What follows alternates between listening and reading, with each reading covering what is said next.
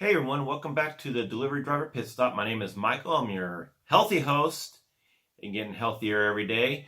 Today I wanted to do part 2 of my Amazon Flex walkthrough tutorial. So let's get to it. I'm going to show you some screenshots and I'm going to explain them, and that way hopefully things are a little more clear for people that might have questions. I'm a lefty. I'm a left-handed person. I'm very analytical. So when I get something, I love to break it down and analyze it till the cows come home, basically. So I'm going to show you the first one. The first screenshot here is a screenshot of a shipping label that comes on one of your packages. For obvious reasons, I blocked out the name and the address. I just left the city. I mean, no one knows about that. Anyway, first area I want to bring to your attention is area 1 there, and that's the barcode. It's your TBA barcode. That's the barcode we used to have to scan back in the day when Flex first started. It made it a pain in the rear end because a lot of times that barcode would be messed up. And you'd sit there forever trying to scan it. So that is no longer, that's obsolete. And you'll notice on next to it, there's two QR codes, the top one and then the center one there. Now, if you're new and you're coming, to the warehouse and you scanning packages, you want to scan the second QR code. Why is barcode on my brain? The second QR code, the second one. The first one has nothing to do with anything. It's the second one that you want to scan. You can scan it in any direction. It doesn't have to be up, down, sideways, because the QR code reader integrated with the Amazon Flex app can read it anyway, so it doesn't matter, and it makes it helpful when you're scanning your packages that are on your assigned rack. Also, you'll see it'll say down there it says DLA 5. That's the warehouse it comes from. That's the Riverside warehouse. Also, you'll see it says Cycle 1. All the shipping labels will say Cycle 1, but it is very important because when you deliver, there's 3 cycles: Cycle 1, Cycle 2, Cycle 3, and a lot of the times on your delivery route, it'll say Cycle 1 or Cycle 2 or Cycle 3, and people don't know what it is. Cycle 1 is for the morning routes. If you have a Cycle 2, it's for the afternoon routes, and a Cycle 3 is for the evening routes. So let's say you're on an evening route and you're delivering all packages from Cycle 2. That means it was they were not able to get all the afternoon packages out in time, and more likely than not, if you're delivering Cycle 2 packages during the evening time, it will probably be surged. Sometimes, unfortunately, it's the leftovers that have come back to the warehouse that are undeliverable, or the customer wasn't home, or the package could not be left in a safe location, or the delivery driver services just didn't want to do it. So sometimes you get on you'll get if the cycles don't match what you're delivering, sometimes you'll get the leftovers, which can be very, very, very tough to deliver. And a lot of times when I get those, I know I'm going to be getting 1 or 2 at least that have to come back to the warehouse because I just could not deliver it.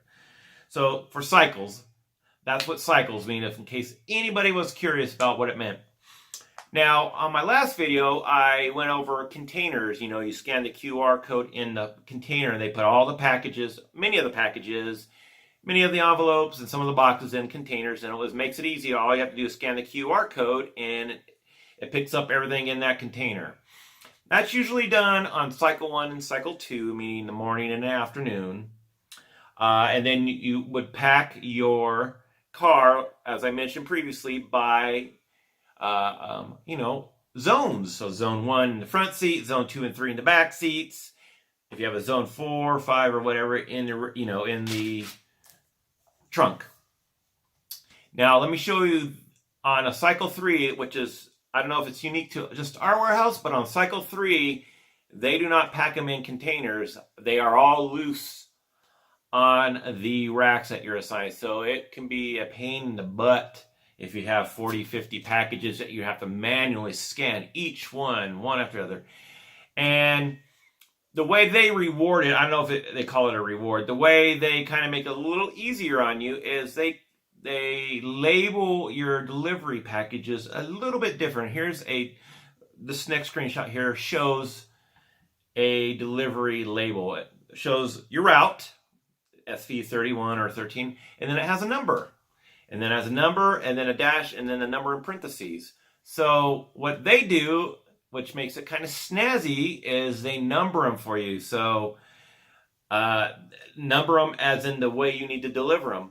So same way with containers. With the deliveries, I like to keep packages 1 through 10, which will have a label on them, 1 through 10 in the front seat, 11 through 19 strictly behind me, 20 through 29 or 30 behind me there, and then anything in the 30s and 40s would be in the trunk.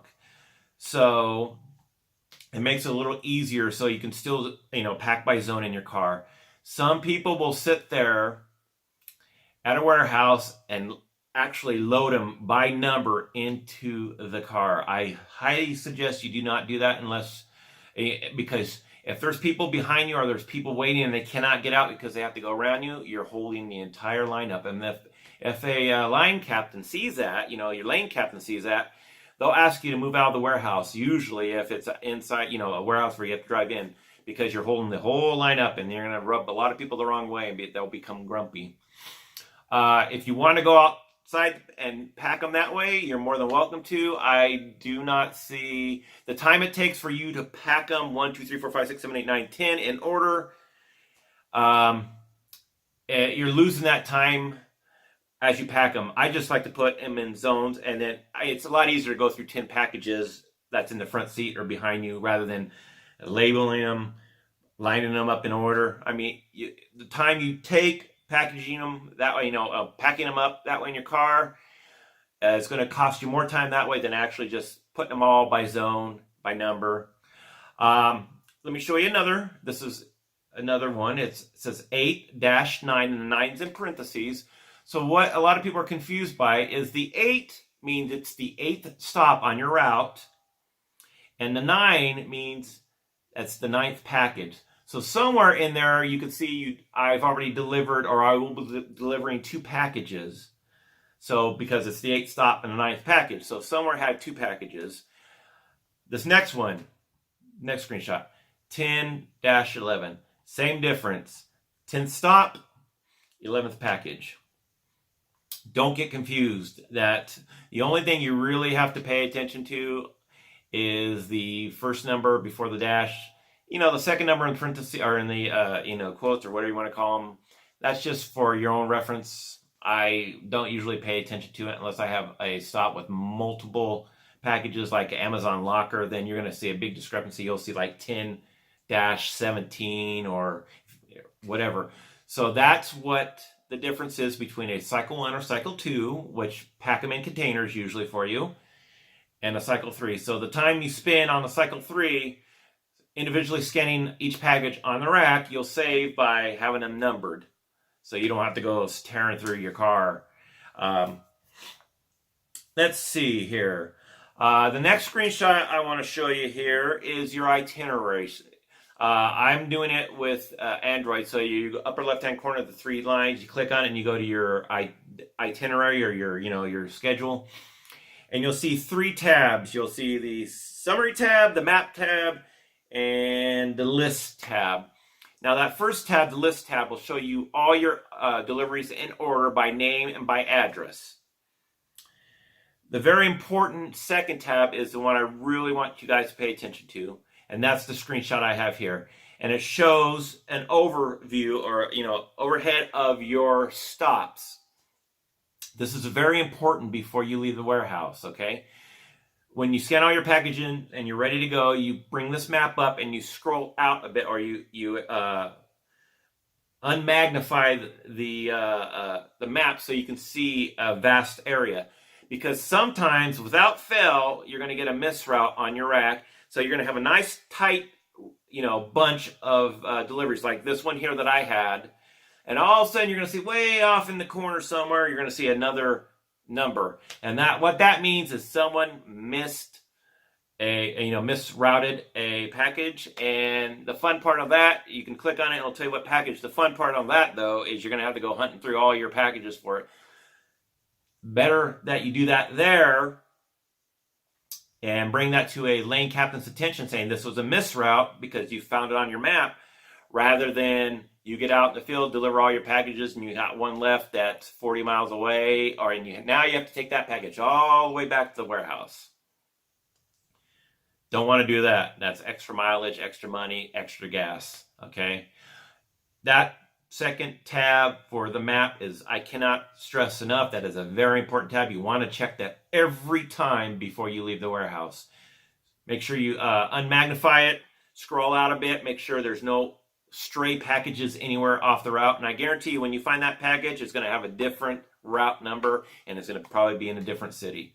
So make sure you find that package, you inform your lane captain that this does not belong to me, and what they'll do is they'll scan that and take that off your route, so you don't have to worry about getting in trouble for leaving the package without anybody knowing, because you never want to just put that package back on the rack and drive out, because you will get nailed for leaving packages, and you will get a nasty gram. And if you do it more than a couple times, sayonara, Amazon Flex.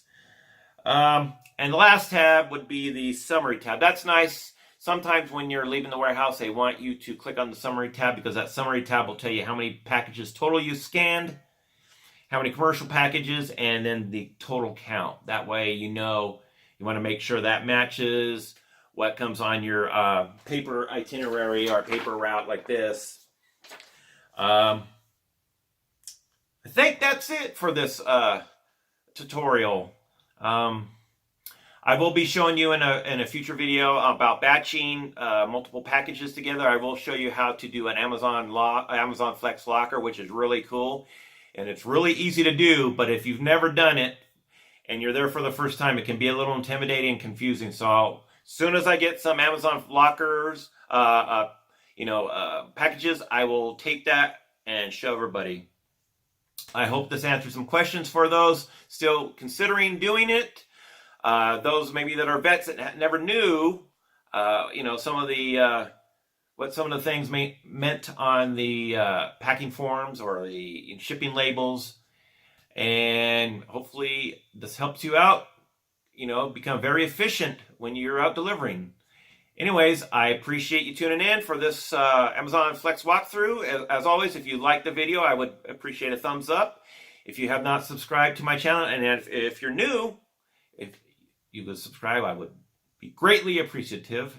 Also, make sure you ring that doorbell, turn it on, make sure you will get notified anytime I release new videos with helpful information such as this. Anyway, make sure you make sure you follow me on social media. The links will be in the description below. And as always, go out there and make lots of money for your honey. And if you don't have the money, then you ain't going to have a honey. Wait, is that right? Or whatever. Anyway, we'll see you next time, everybody, on Delivery Driver Pit Stop. Bye-bye.